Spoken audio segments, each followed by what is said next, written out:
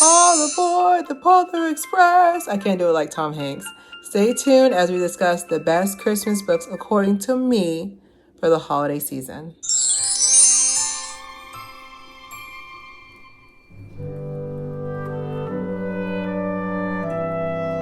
All right, welcome to another episode of Claire Haire. Merry Christmas! Yay, we made it to Christmas. Ooh, it's been such a year. We're going to be talking about my top 3 books that I've loved growing up and renewed my love for them as well.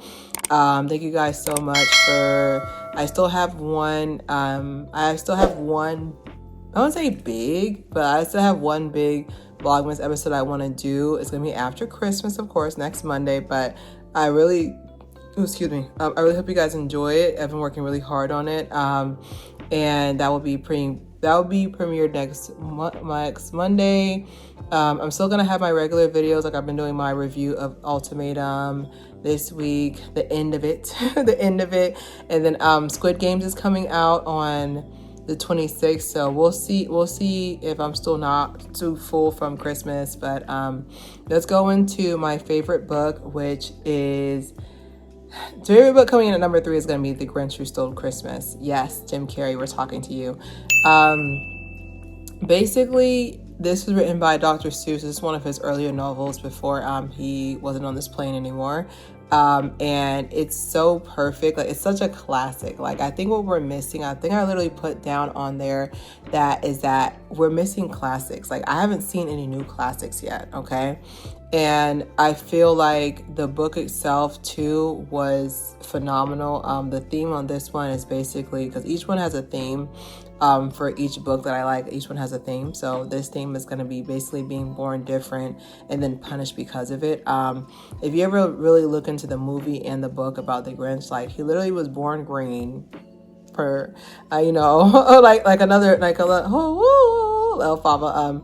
He was born green and he gets punished for it. Like they have preconceived notions about him. And I feel like it was a really good book to show, if you're not part of the norm, like how you get treated. And that was really a good concept as a child for me to see, because for obvious reasons, it's because I'm tall, just kidding. But being a person of color, being treated differently, just even as a kid, like you kind of notice that, they don't say it, but their actions tell different.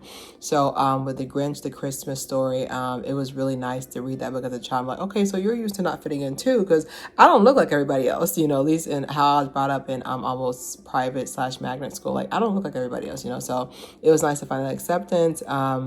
And I always felt like he was misconstrued. Like he has a dog. Like what type of bad person has a dog? Like dogs are a good judge of character. So that's why I kind of was like, yeah, I'm being a little bit mean to this person who's a dog owner. His dog Max. Basically, they were making fun of him. So he was like, I'm going to steal Christmas, and he made Cindy Lou Who and ends up just saying, maybe humanity's not too bad. So he ends up returning all the gifts, and he finally finds his way and his placement among everyone. I feel like even the book itself, like I think I was somewhere and I was just reading it, just to relive my childhood, because I feel like you should always tap into that. I was rereading it, and it was just like those feels, like those feels and those emotions that got associated with it. It was a traditional Dr. Seuss book. Like a lot of everything rhymed, baby, on time. She thinks she's fine, but she better be mine. My last name should have the end of a line. I need to drink some wine. I'll stop. But like it was like just a traditional like Dr. Seuss book. So I feel like the movie, of course, Jim Carrey carried. He carried the movie. I feel like y'all need to just go and read the actual book too, because of course, when the movie adaptation wasn't bad, but like it's not like it's like word for word. If it was word for word, this would be a 30-minute movie, but it was really nice to just grow up reading that book. And also, like, no offense too, but I feel like a lot of new books nowadays, like they don't have like that book feeling. Like the books aren't booking. Like I know I'm making up words now, but I feel like the books aren't booking. Like I remember I remember the Dr. Seuss book. Like I was like, this is like the spine was soft, like this, like the framing of the book like was really nice. So I don't know. Okay, so we're gonna go to the next one. Is the iSPY book. Listen, whenever somebody says like, dang, you have a sharp eye, it came from that book. So iSPY was a collection of books in the 2000s. I wouldn't say 2000, probably in the 90s and late 80s. iSPY was basically, they have a picture of things. So like, let's say we played a game of iSPY. I'd be like, okay, you need to, like, they have a list of like, oh, you need to find the lollipop. You need to find the mitten shoe, you know, like it's pretty much, you need to find the headphones. The headphones are here. Do you see it? Sound like Dora. But like basically it was just a collection of books that had like different themes. Like my favorite one has to be the Christmas one, of course. But the coolest thing about the iSPY books is there is no answers. They're like, I said what I said. Like, because that was one thing I didn't realize, like, growing up, that there was never, like, a little back section.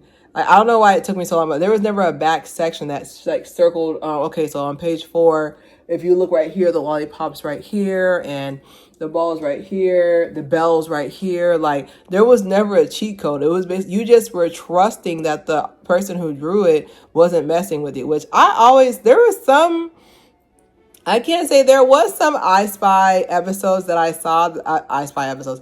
There was some iSPY books that I saw that I was just like, are you sure the mittens are behind me?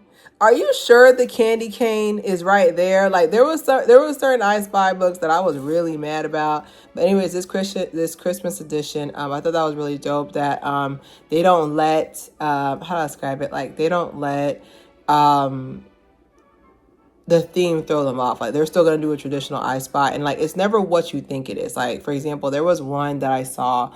I was trying to get a photo of it, but like there was one that I saw that I was just like, oh, a kitten's mitten. Like so I'm looking for tiny mittens, and like it's actually like the mitten's like really big. When they say a kitten, they didn't say how big the kitten was, you know. Like same thing with like you're supposed to find 3 pigs in the photo. Like you don't know what type of pigs they're gonna have. Is it gonna be like a curly-tailed pig, or is it gonna be like a no-tail pig? Like it was really like you kind of just left it to your imagination. And I feel like that's what really, to me, I feel like that's what really made it so cool, that you really were trusting them. There's a lot of trust, because even with crossword puzzles, there's like a key at the back.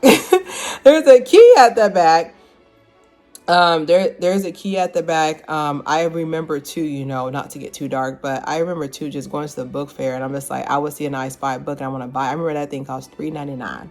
This was a custom made for 2002, and it cost $3.99. I was so upset. I was like, Mom, I just need $5.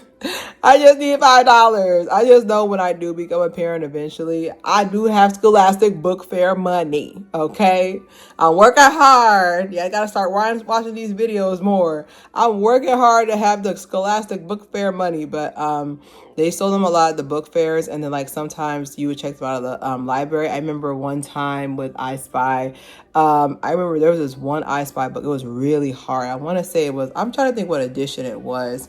Sorry, I'm getting hot. I'm getting hot, but Florida keeps switching. Yesterday's low was 20 degrees and today's high is 80. I don't know what to do. But I remember that like there was like an iSPY book that I checked out, and I checked it out for a long time. But if I could be honest, I probably still have it at my parents' house because I couldn't find it. So I was like, okay, let me see what I can do. And I would ask my siblings, can you help me? And then like, just as a unit, this is a familiar unit. No one can find these objects. No one can find these objects. Just as a unit, like we are not doing too well. But yeah, like I really like the fact that like it's better than a word search. It's better than Sudoku. I feel like it keeps your mind sharp because you have to keep in your mind, okay, I need to find a mitten, a lollipop, a bell, a mitten, a lollipop, a bell, a snowman, a gift box. Like it really helped you do it. I don't know if there's like any equivalency to that, because I think there's actually, fun fact, there's actually an iSPY show on PBS. Like it would just show like a camera, and I was like, stop moving. Basically the camera would show like what you're supposed to spy from there, and I'm just like, it's not the same as like actually having the book. Like that's what I was saying earlier. It's like having the book in your hand was like a different, to me, like that's like part of the experience. Like having, like sometimes I'll go old fashioned and just get, sometimes I'll go old fashioned, like actually get like an actual hardcover book, you know? So my number one book coming in, All Hail the Polar Express. Listen, the Polar Express book, I literally read the book because it was pretty. Like, these books back in the day were gorgeous. Like, I don't know how to describe it, but they gave what they were supposed to give. The editor edited it. The published it. Like, everybody did what they were supposed to do. This is a group project and everybody did their part. Like, that's Polar Express. I want to say it was almost like a holographic. Like, it was just gorgeous. Like, even if you didn't want to read the book, you wanted to read the book just so you can hold the book. Like, it was beautiful. Like, it's literally one of those, like, you know, they say like, oh, you got to make your food appetizing to eat. Like, it's the same thing. Like, it was so beautiful. It's longer than I thought. I don't know why as a child I thought it was like 6 pages. Like, it's like several pages. And then the little girl there that kind of looked like me when I be drying my hair with the little two pigtails. But yeah, it was something about the writing. Like, I never seen snow a day in my life, but I remember reading this book back in, I want to say 6th or 5th grade. And I remember reading it and like, I always felt cold when I read it. Like, something about how they describe it. Now, of course, as an adult and someone who's an auntie, it would have been on site, because where are you going? Because the premise of the Polar Express, y'all, is that they literally woke up in the middle of the night and saw a light coming outside.